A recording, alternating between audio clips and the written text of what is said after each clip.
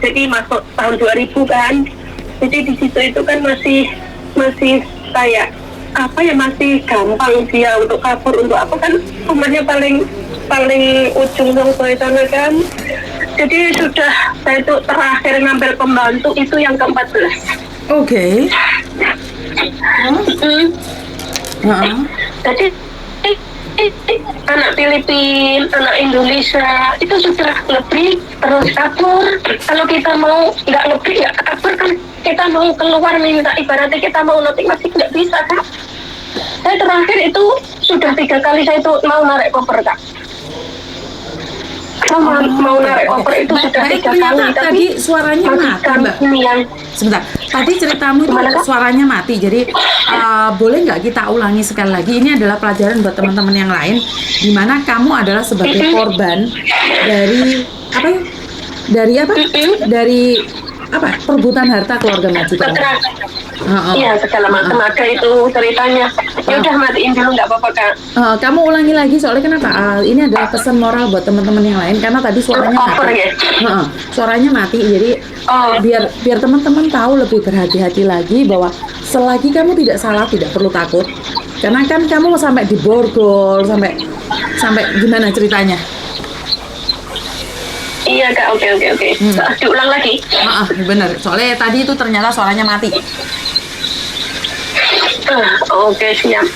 Iya Kak, jadi sampai akhir detik ini, tapi dari awal itu saya ngikut majikan ini kan tahun 99, 28 Desember kan saya masuk Hongkong ya Kak ya. Gitu, jadi majikan itu ya sejahat-jahatnya manusia, itu dibilang iblis sebenarnya manusia, tapi dibilang manusia kok hatinya kayak iblis kan gitu.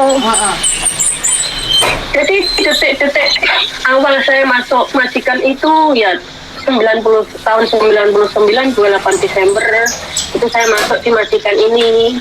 Tapi dulu saya tinggal di Longsoe Kak. Nah, anaknya majikan ini kan ada 4. Yang terakhir itu maksudnya kecil-kecil Kak, itu masihan. Jadi 1 tahun punya adik, 1 tahun punya adik, 1 tahun punya adik. Yang terakhir anaknya itu saya datang baru lahir 2 hari Kak. Itu ya, saya itu sempat jadi taruhan saat itu. Saya di situ kan nggak tahan. Rumahnya villa, lantai 4, itu pembantunya cuma 1 doang, saya Kak. Saat itu saya datang, itu gaji underpay Kak. Jadi kamu kerja dari satu majikan itu Mbak? Satu majikan ini yang memenjarakan kamu ini? Iya betul. Iya, yang tanda tangan sampai detik ini. Jadi kamu jadi korbannya dia? Ini Kak. Iya. Jadi dari awal itu kan kayak kakek, nenek, terus pingsan, terus adiknya yang majikan laki-laki ini, adik-adiknya sampai detik ini CUC. Ini kan sebenarnya banyak, tapi semua sudah terdaftar di agent, semua di blacklist, nggak bisa ngambil pembantu karena kejahatan ini anak mantunya ini, ceritanya kan gitu Kak. Jadi semua jadi korban. Jadi ngambil pembantu, kabur. Kalau anak Filipina kan tegas, nggak bisa karena mau notis nggak boleh, dikurung di rumah Kak. Jadi kan lebih baik kabur karena nggak kuat, kan gitu loh Kak. Ceritanya. Jadi saya pembantu ke-14 sampai detik ini Kak. Nomor 14 itu anak Indo ngebrik, pokoknya keluarnya pokoknya menghilang. Yang 13 itu Kak. Jadi saya ke-14, jadi yang singkang itu sampai gini. Halo? Tuh, Mbak sinyalnya mati. Kurang tahu dia sinyalnya mati. Jadi ini adalah korban dari, sebenarnya Mbaknya ini pernah telepon saya dulu saat dia diborgol sama majikannya itu gara-gara kakeknya meninggal dunia. Jadi Mbaknya ini adalah seseorang yang dikuatkan hatinya ya. Jadi sebenarnya saya sudah merekam tadi, tapi kameranya tiba-tiba mati, ngedrop. Jadi bukan ngedrop, suaranya ngedrop. Jadi buat teman-teman yang di luar sana, terima kasih atas dukungannya. Cerita ini akan disambung lagi karena Mbaknya mungkin sudah sibuk atau sinyalnya yang nggak ada. Jadi ini adalah cerita di mana sebentar ya Mbak ya, saya bukain pintu. Saya sudah di rumah. Dimana saya bisa mengatakan bahwa sesuatu hal itu bisa terjadi kapanpun dan dimanapun. Kenapa saya ngomong seperti itu? Mbaknya ini masih sesuai dan masih mengikuti peraturan yang ada. Dia itu diborgol karena kakeknya meninggal dunia gara-gara dunia persilatan keluarga, di mana perebutan harta keluarga itu punya impas buat kalian. Jadi yang berebut harta mereka yang kena mbaknya ini, dan mbaknya ini pernah disiram sama air mendidih sama majikannya. Jadi ini sebuah perjuangan. Dia kemarin sempat ngomong sama saya kalau dia itu mau cari majikan lagi, tapi ternyata dia tetap bertahan di situ. Jadi buat mbak-mbaknya semua itu butuh pengorbanan, jadi butuh kekuatan juga dari mental kalian, batin kalian. Waktu dia diborgol, diproses tuh saya cuma bisa menguatkan hatinya. Jadi selama ini pokoknya ada satu cerita di mana kalau kakeknya mati itu ada yang dituntut, ada yang enggak. Terus mbaknya ini kebetulan dituntut. Tapi yang menuntut adalah anak menantu. Jadi anak menantu majikan menuntut mbaknya karena telah membunuh kakeknya. Padahal orang meninggal kan nggak ada janjian, mbak. Jadi polisi tuh ngecek dan ada yang ngelaporin bahwa kakeknya meninggal itu gara-gara mbaknya ini. Jadi prosesnya sangat lama sekali dan baru diputuskan kemarin tanggal 30 Desember kasusnya selesai dan dinyatakan mbaknya nggak bersalah. Ternyata ini adalah masalah keluarga. Ini pesan dari mbaknya tadi ya, sorry soalnya suaranya putus. Dimana kita lebih baik berhati-hati dengan apapun, selagi kita tidak salah kita tidak perlu takut. Tapi yang membuat kita takut adalah karena kita tidak punya kekuatan. Mbaknya tidak salah tapi dia juga takut karena dia memang ketakutan saat dia tidak tahu apa-apa. Mbak tiba-tiba datang ke rumah dan diborgol, dibawa ke Kalunpe, dibawa ke sana ke sini. Tapi dia sangat beruntung karena majikan ini ada 7 bersaudara, 1 cowok, dan yang mokingin dia itu adalah anak mantunya. Jadi cowoknya cuma 1, punya mantu 1, yang ini mantu ceweknya ini yang menyusahkan mbak saya ini. Jadi buat mbak-mbaknya di luar sana, selagi kita tidak melakukan kesalahan, tetap semangat dan yakin pada diri sendiri bahwa semuanya akan baik-baik saja. Ini pesan saya, ini saya tidak sedang bercanda ya mbak ya.